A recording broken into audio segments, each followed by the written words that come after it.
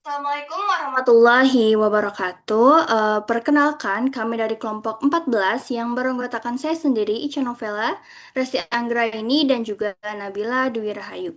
Pada kesempatan ini, kami akan mempresentasikan materi yang berjudul tentang analisis pelanggaran etika bisnis pada kasus korupsi Tata Niaga Timah PT Timah Tbk periode 2015 sampai 2022.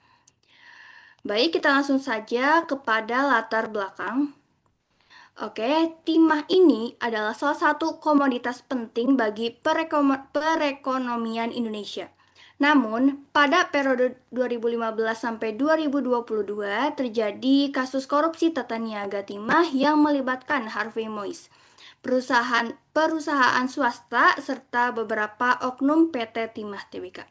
Kasus ini menimbulkan kerugian negara yang sangat besar, yaitu sekitar 300 triliun.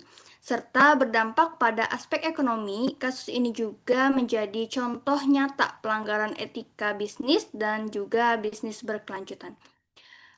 Jadi, pada kesempatan kali ini untuk rumusan masalahnya,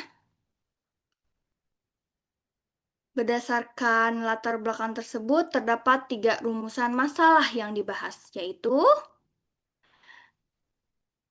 next rest untuk rumusan masalah. Baik, yang pertama ada bagaimana kronologi dan modus operasi kasus korupsi tersebut. Dan yang kedua, kita juga akan membahas tentang prinsip etika bisnis apa saja yang dilanggar dan juga bagaimana dampaknya terhadap bisnis berkelanjutan. Selanjutnya, saya persilakan Saudari Resti untuk menjelaskan landasan teori dan juga kronologi kasus. Kepadanya dipersilakan. Oke, terima kasih Ica atas kesempatannya. Dalam analisis ini, kami menggunakan dua landasan teori, yaitu etika bisnis dan good corporate governance atau GCG. Prinsip etika bisnis yang menjadi dasar antara lain yaitu kejujuran, keadilan, integritas, transparansi, dan akuntabilitas. Selain itu, kami juga menggunakan konsep triple bottom line yang terdiri dari profit atau aspek ekonomi, people atau aspek sosial, dan planet atau aspek lingkungan. Konsep tersebut menekankan bahwa perusahaan tidak berorientasi pada keuntungan, tetapi juga harus memperhatikan masyarakat dan lingkungan. Kemudian lanjut untuk kronologi kasus tentang analisis timah ini yaitu kasus ini diawali dengan adanya aktivitas penambangan ilegal di wilayah izin usaha pertambangan PT Timah.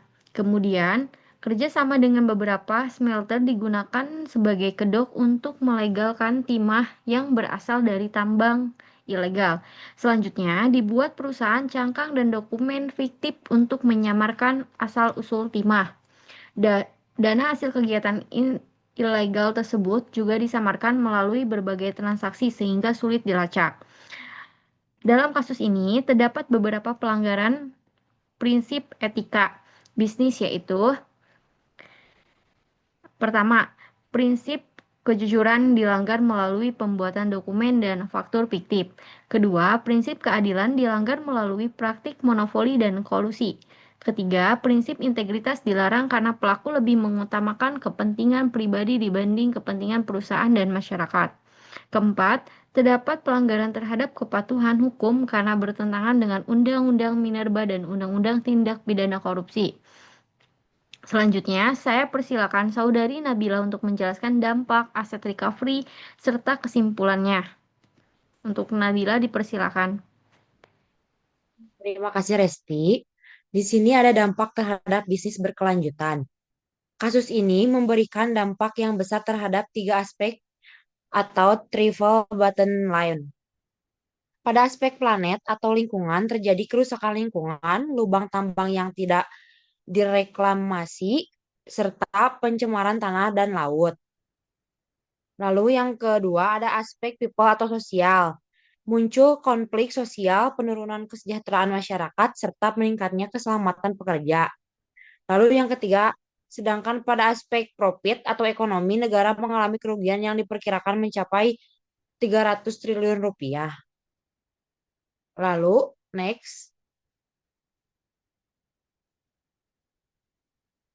Di sini ada aset recovery.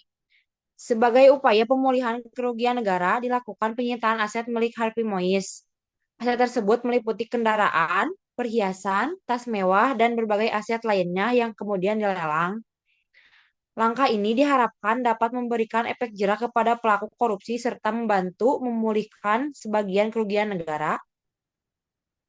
Kesimpulannya, berdasarkan pembahasan yang telah kami sampaikan, dapat disimpulkan bahwa kasus ini menunjukkan kegagalan dalam penerapan etika bisnis dan good corporate governance.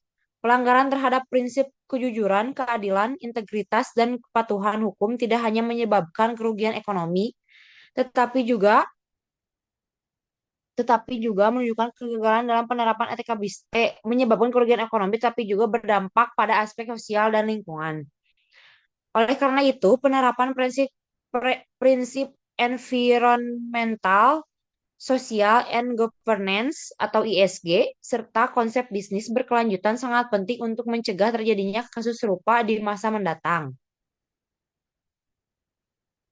Next. Nah, di sini ada rekomendasi, ada 4 rekomendasi. Yang pertama, ada memperkuat penerapan good corporate governance dan ESG.